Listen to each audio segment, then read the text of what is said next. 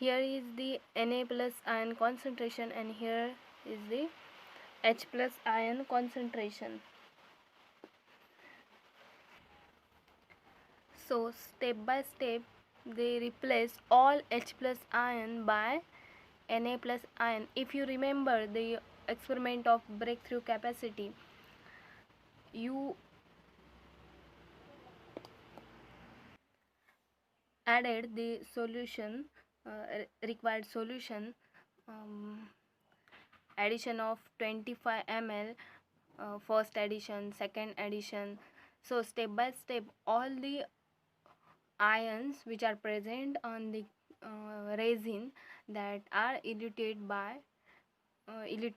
out into the beaker, and that beaker then you titrate it, and from that you can identify the amount of ion present, total amount of ion present in the column. So back to the diagram. Here you can see the when your any solution is passed through the column, then the very first the upper part of this column is saturated with that of solution which you are added, and then the solution move downward, exchange then the exchange takes place. What is the reaction here? NaCl plus H plus. Here you can add NaCl, and here is the H plus ion, and exchange takes place. Then you got the HCl. So here NaCl is adsorbed on the resin, and the HCl is eluted out.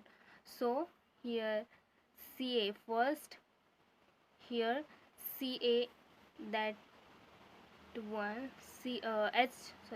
Ca means the H plus ion concentration, and finally you got what? HCl. Finally you got the Na plus ion. Here you can see the concentration of Ca means H plus ion, and here you can see the concentration of Na plus ion is more. And after that, if you remember the breakthrough capacity experiment, after the completion of reaction, that is the equilibrium condition, the reading are constant. Next, the term breakthrough point.